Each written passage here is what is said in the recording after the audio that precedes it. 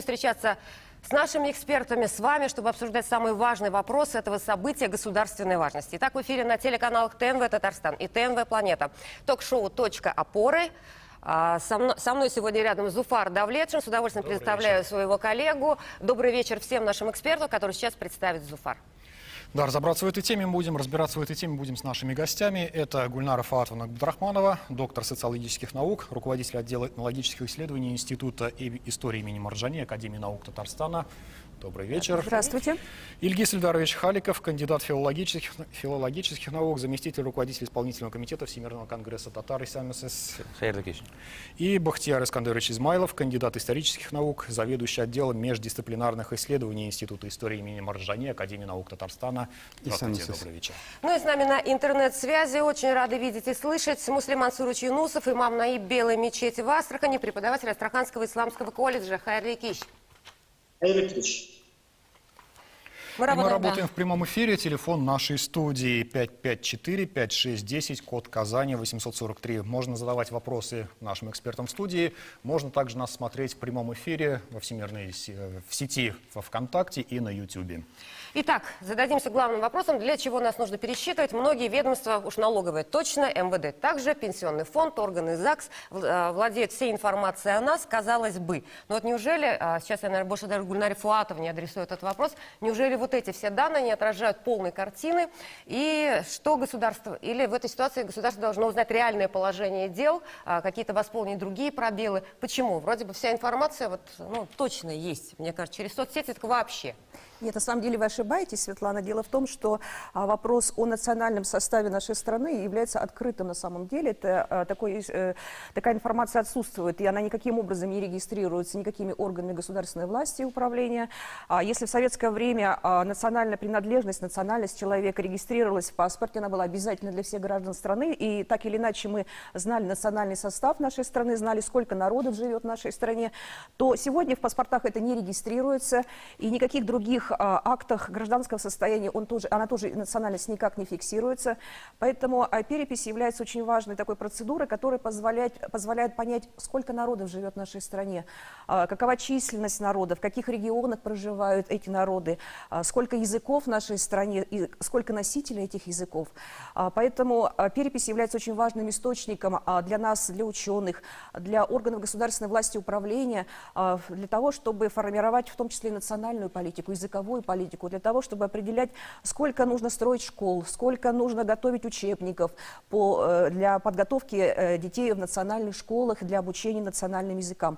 Поэтому перепись – это очень важная государственная процедура. Бахтияр так внимательно очень слушает. Все-таки с точки зрения национального вопроса и владения и языков, и количества народов в многонациональной России нам важна эта перепись в большей степени, да? Сейчас так, я правильно понимаю, если расставлять вот акценты? Ну, это раз. Во-вторых, например, строчка о национальном состоянии есть еще при свидетельствах о рождении, например. Но дело в том, что по законодательству российскому ты можешь изменить эту строчку в соответствии с данными Или не записывать совсем. Да, или не записывать совсем. То есть это свободная волеизъявления. И здесь еще один такой момент, что перепись, она анонимная. И в этом плане она дает более объективные какие-то данные, когда человек, например, от своего имени не хочет фиксировать национальность, или вот когда он сомневается, то перепись населения, она дает возможность вот в анонимном варианте сделать как раз более объективные данные внести. Ильгиз Ильдарович, согласны с тем, что в приоритете, наверное, вот это направление для переписи? Для вас, как представителя Всемирного конгресса. Я соглашусь с Гульнарой Фуатовной, потому что наверное, все-таки отпечаток во мне отложилось то, что я человек системы образования. Для меня очень важно то, что мы эту информацию собираем, делаем задел на будущее десятилетие, как раз-таки по вопросу строительства школ национальных, по вопросу печати учебников, переводных учебников. Вот это вот самое важное. Потому что если мы говорим о перспективе, о будущем, нельзя говорить без системы образования. Вот здесь я полностью соглашусь с Гульнарой Фуатовной. Муслим Хазрат, не видим Муслим Хазрат, да. Как вы считаете, все-таки перепись, какие знания нам важно получить, какую информацию нам сегодня важно получить и как ее потом реально оценить, наверное, значение? Ну вот применительно к Астраханской области, я бы сказал, да, но в целом это, я думаю, также также важно и будет и для других регионов. Но вот для Астраханского региона мы можем определить, да, сколько, вот если говорим о татарах, да, сколько у нас татар, сколько у нас других. Во-первых, мы можем выявить, какая миграционная ситуация. У нас Астраханский регион находится на приграничье, да, это Северный Кавказ, это Средняя, Центральная Азия.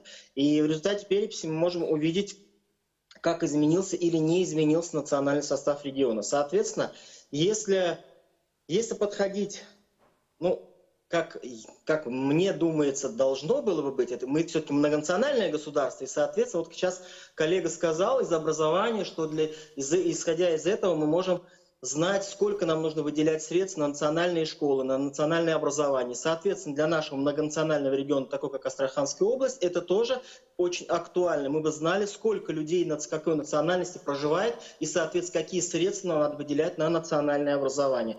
Другое дело, что с национальным образованием, как я уже говорил, в Астрахани большая проблема. Но если действительно делать так, как все-таки мы многонациональный народ российский, многонациональное государство, соответственно, это очень актуально. Но я быстренько сказал еще один такой момент, когда прежний оратор сказал по поводу того, что раньше указывалась национальность, сейчас нет. Я лет 15 назад менял прописку, тогда уже национальность в паспортах не указывалась, насколько я знаю, и мне давали некий такой бланк, подойти с этим бланком в другое окошко. В этом бланке, честно говоря, я был удивлен, потому что там уже была указана моя национальность. Все-таки какие-то документы Автоматически заполняется. Кстати, кто из присутствующих в студии сегодня уже прошел, переписался, переписчики домой это будут приходить уже на следующей неделе? Кто через портал госуслуг попробовал?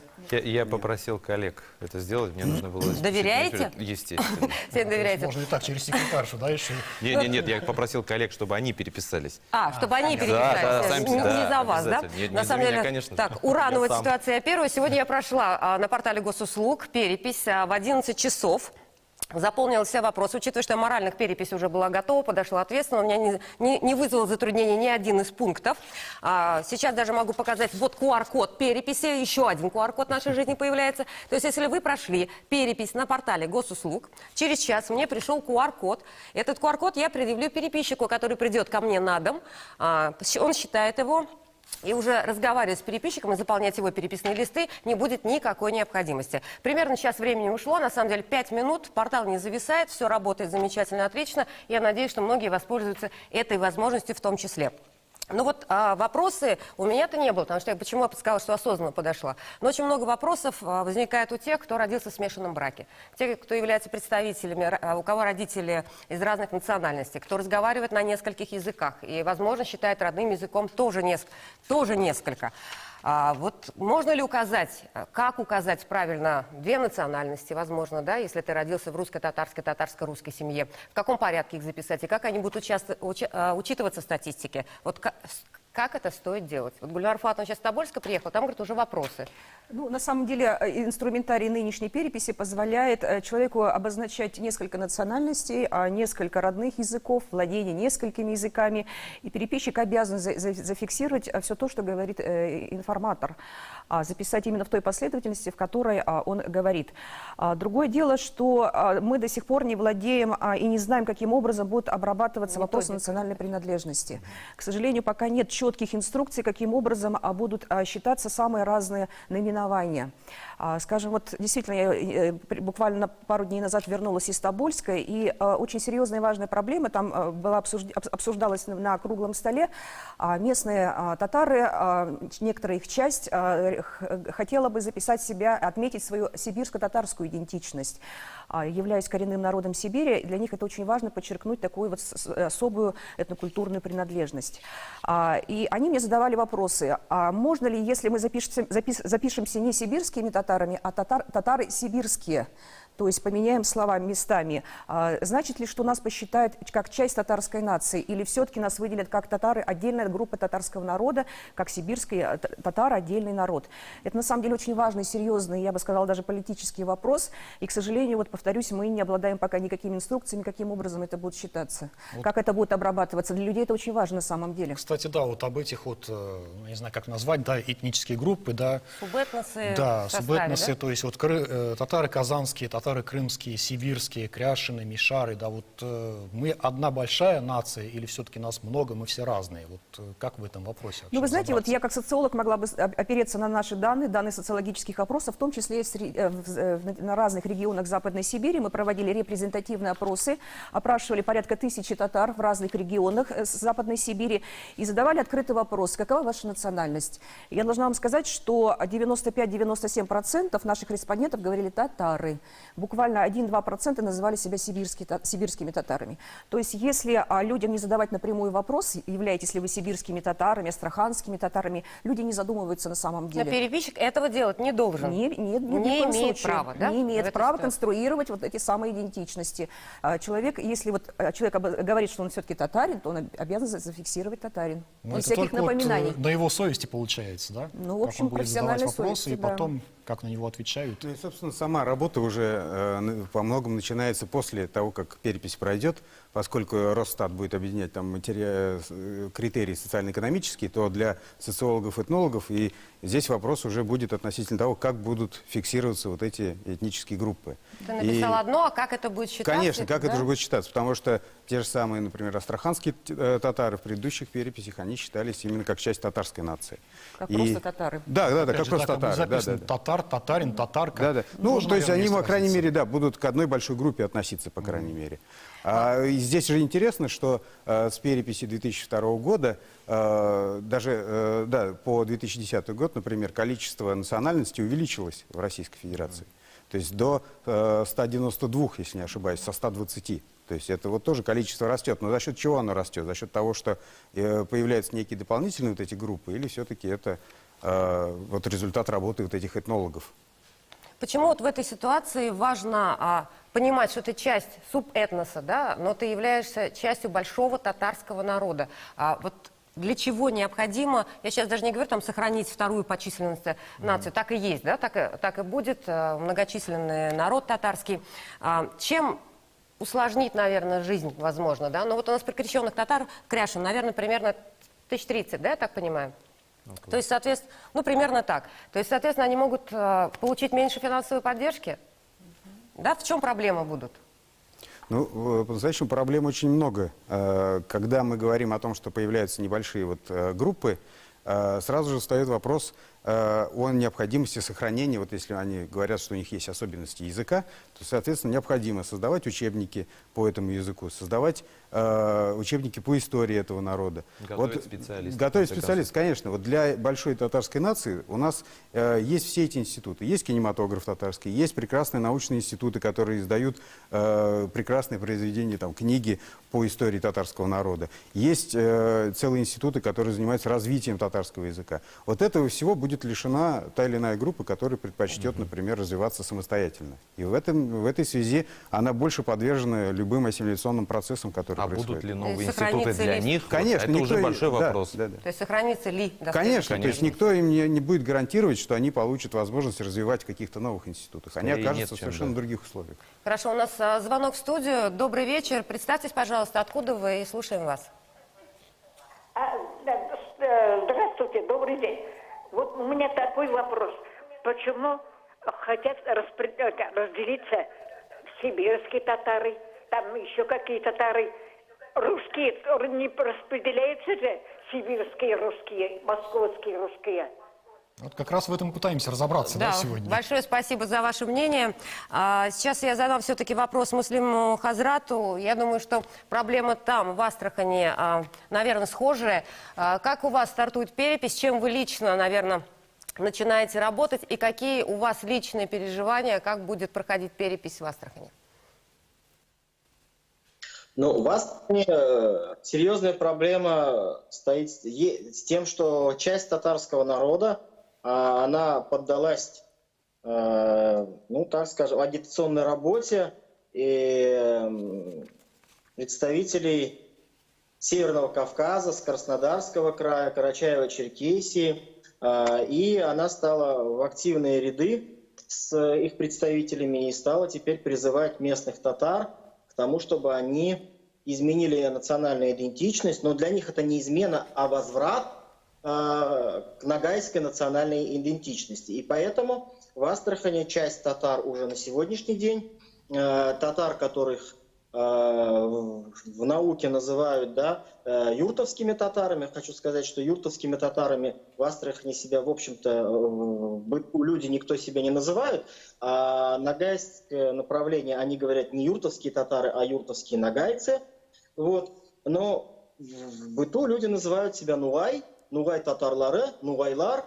Но в целом они всегда понимали себя как татары, но нагайские татары или нугайские татары. Но тем не менее татары а нугай это как часть татарского большого народа. Сегодня часть нугайлар, они подвержены вот этому влиянию, и они уже себя позиционируют именно как нагайцы.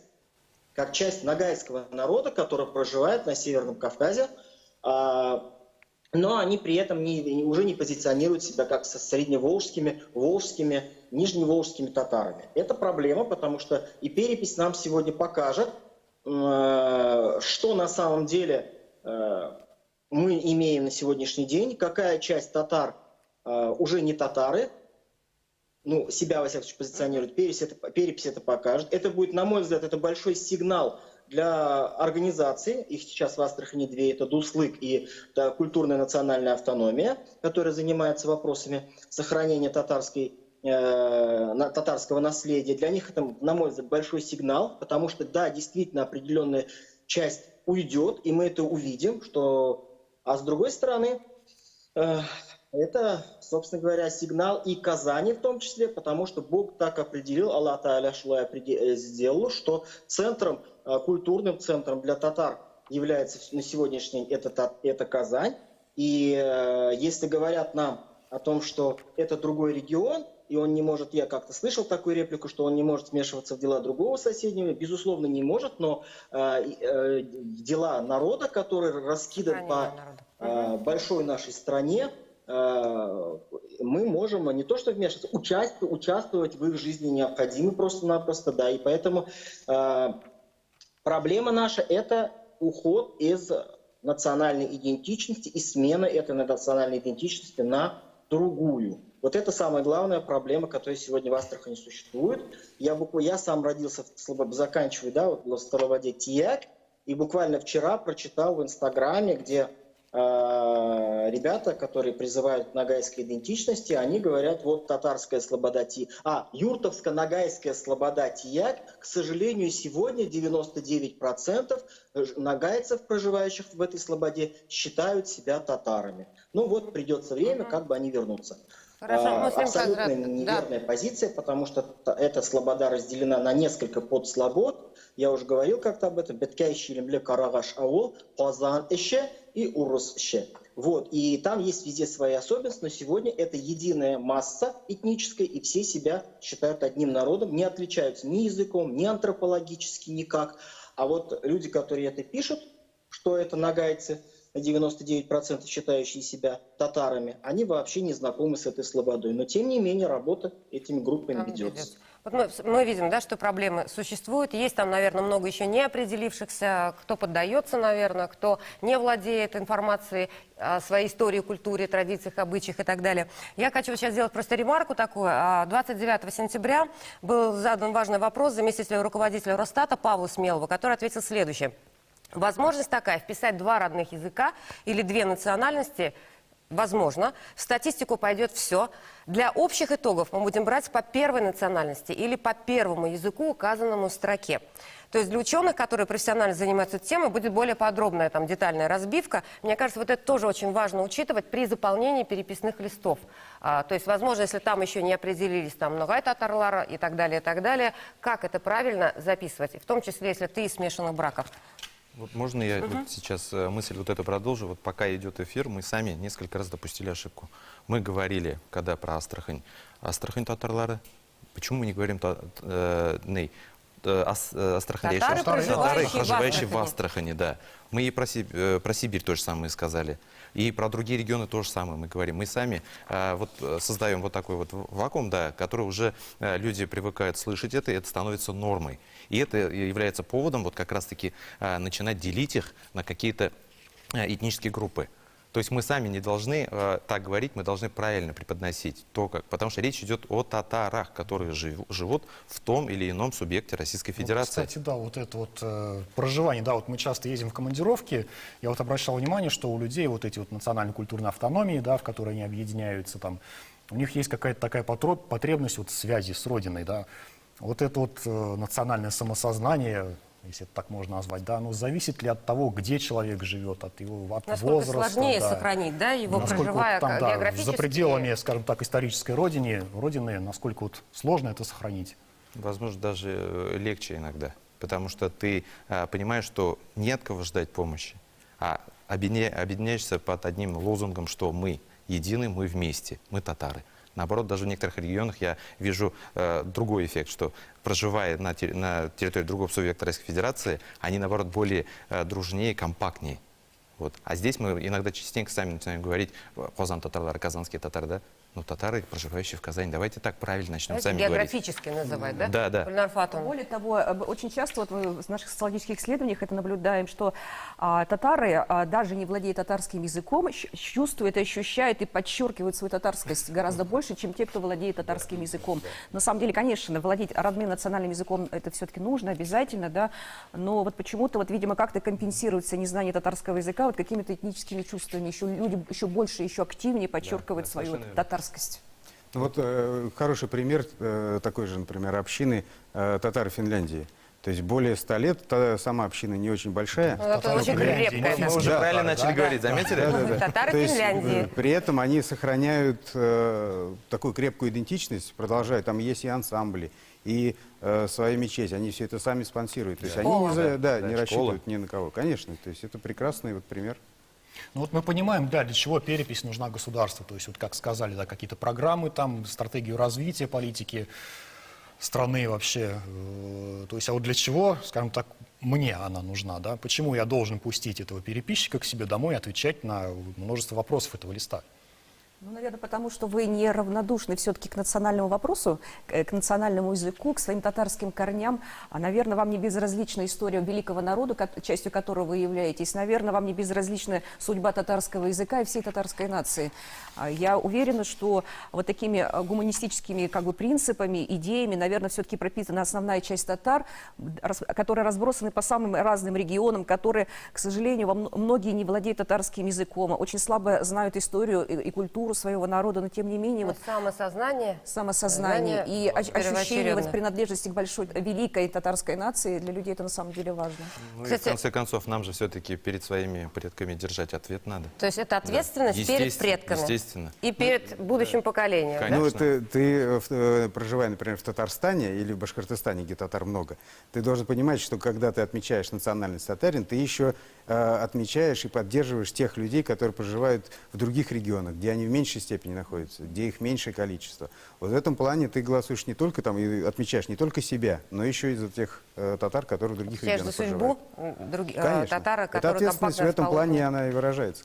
Хорошо. Интересную статистику приводит портал Суперджоп. Согласно проведенному исследованию, дверь переписчикам не откроет каждый пятый экономически активный россиянин. Это только те, кто принял там участие в опросе, честно ответившие. Как вы на самом деле считаете, насколько близка вот такая выборка к реальности и сколько людей не примет участие Она в переписи? напрямую, мне кажется, зависит от ситуации, которая у нас связана с коронавирусной темой. То есть только пандемия может повлиять? Ну, она повлияет в большей степени из-за этого. То есть люди будут бояться пустить человека, который, возможно, болел, переболел, а тут еще не успели вакцинироваться. Ну, не только, на самом деле, вот во время социологических Один из. исследований это уже тоже выявлено. Например, всегда очень сложно опросить и как-то каким-то образом проинтервьюировать людей с высоким социально-экономическим статусом. То есть, проще говоря, богатые люди не пускают к себе домой, потому что они боятся, потому что они закрыты, потому что они не хотят ни с кем разговаривать и общаться. Я думаю, что вот как раз в эти Для них 5% цифровая- попадают это те люди, которые, ну, просто не хотят себя Ну, для показывать. них как раз есть цифровая перепись. Я сейчас вспоминаю теперь слова Муслим Хазрата вот о возможных нарушениях. Мы знаем, что сейчас открыто несколько горячих линий. Мы знаем, что при ВКТ сейчас заключен договор с Заключено юристами. соглашение, да. Оттуда можно обращаться с различными жалобами, предложениями. Уже обращаются. Обращаются Да, уже поступают. из разных регионов России. Мне кажется, это очень важный шаг, который был сделан. Вот в каких случаях, на что можно жаловаться, на что обращать внимание, что-то фотографировать, какие документальные доказательства, имеют ли право со всей России вообще вам писать? Как И- это и- работает? Как правильно задан был имеют вопрос, право со всей России писать. И, в принципе, это уже происходит. Поступают обращения, которые мы совместно с коллегией адвокаты сервис рассматриваем. Иногда однотипные вопросы мы аккумулируем и единый ответ готовим. То есть больше поступает, конечно, в письменном виде. Это через электронную почту и так далее. По телефону это всего не объяснишь. А вот более развернутый ответ можно дать письменно. Но в большей части, наверное, вот бывали вопросы про двойную идентичность, были вопросы о том, что первым писать, что вторым. Вот как раз и то, что мы с вами начали обсуждать в начале передачи, вот именно такого рода вопросы. Что нужно, какие-то документальные вещи, если вдруг показалось, что переписчик себя ведет некорректно? Ну, я не знаю, вот, например, в Астрахани, вот мы сейчас слышали, активная работа, да, идет, популяризация Чем смены больше идентичности. фактов будет, подтверждающих, что есть какое-то нарушение, тем проще будет нам устранить это нарушение. То есть все, что можно, лучше фотографировать, Конечно. отправлять Да, и да. ждать напрямую ответ. Да. Или все это можно найти на сайте ВКТ, я правильно Да, понимаю? да, совершенно верно. Вот Ну, еще... здесь да, здесь надо понимать, что переписной лист – это тот документ, который оформляется, по сути, тобой. Просто переписчик является тем звеном, который должен донести вот эту информацию до государства. И поэтому ты имеешь право и сфотографировать, и зафиксировать все, что на нем есть. Ну, я думаю, да, мы еще успеем ответить Нет, на наши вопросы. Сейчас нет, нам нужно только проговорить еще один момент. У нас есть возможность проконтролировать данные, которые внес переписчик. Можно сделать это через сайт госуслуги или через МФЦ и внести исправление. У нас у каждого есть на это время с 15 октября по 8 ноября 2021 года. То есть эти дни даже на портале госуслуг в течение этого времени до 8 ноября возможно исправить все, что ты написал, если вдруг у тебя начались какие-то сомнения. Да. В завершение давайте, что нужно сделать, чтобы... Чего боимся больше всего в переписи или ничего не боимся, все пройдет хорошо? Коротко. Мы ничего не боимся, нужно быть едины и понимать, что мы один татарский мир. Муслим Хазрат. Мы действительно не боимся переписи, при этом в любом случае, как бы перепись не показала, больше нас стало или меньше, насколько нас стало меньше, это будет такой положительный для нас опыт для того, чтобы дальше уже сделать выводы над ошибками и работать. Да. Хорошо, спасибо. Коротко, Бахтияр. Да, то, что и страха быть не должно, это процедура, которую ты должен пройти, показав свою принадлежность к татарской нации. Я уверена, что результаты переписи будут положительными для нас. Татары останутся вторым по численности народом Российской Федерации. Я уверена, это потому, что наши социологические исследования показывают, что для татар сегодня очень важно подчеркивать свое самосознание, свою этническую идентичность. Поэтому я уверена, что татары это сделают во время переписи. Спасибо нашим гостям. На этом наш прямой эфир заканчивается. Напомню, что мы будем выходить, обсуждать эти темы переписи с понедельника по пятницу на каналах ТНВ Татарстана и ТНВ Планета. 16:30. Спасибо Завтра вам. До тема... 16:30. Да, завтра тема татары, единая нация. Так что Понедельник увидимся, тема, точнее, не да. завтра, в понедельник. Увидимся в понедельник. Всего доброго. Спасибо вам.